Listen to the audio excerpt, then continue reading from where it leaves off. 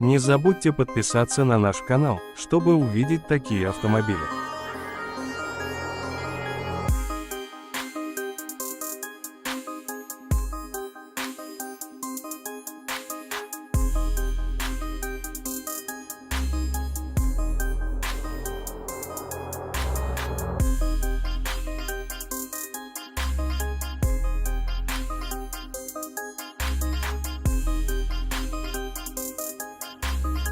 Yangi Matiz 2026 haqida gap ketganda, ko'pchilikning xayoliga darhol shahar uchun qulay, tejamkor va oddiy, lekin ishonchli avtomobil obrazi keladi.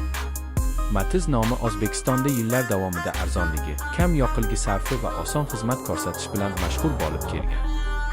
2026 yilgi yangi avlod esa shu an'analarni saqlab qolgan holda, zamonaviy talablar asosida yangilangan ko'rinishda taqdim etilishi kutilmoqda. Bu avtomobil asosan birinchi mashina izlayotganlar, yosh oilalar va kundalik shahar harakati uchun qulay transport vositasiga muhtoj bo'lganlar uchun mo'ljallangan. Matiz ilk bor 1998 yilda global bozorda paydo bo'lgan va keyinchalik O'zbekistonda ham juda ommalashgan.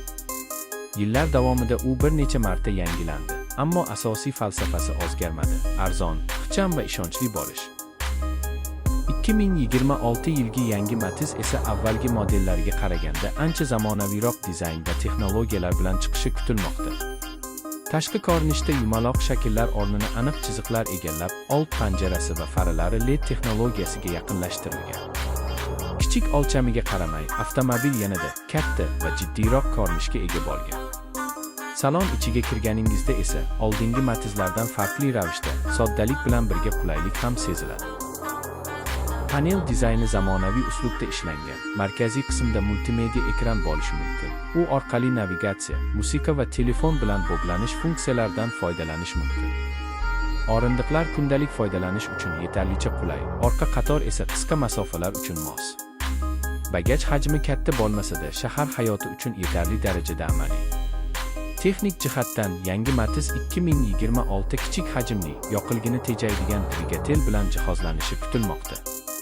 Taxminan 1,6 litr atrofidagi benzinli dvigatel shahar sharoitida yetarli quvvat beradi. Shu bilan birga kam yoqilg'i sarfi bilan budjetni asraydi.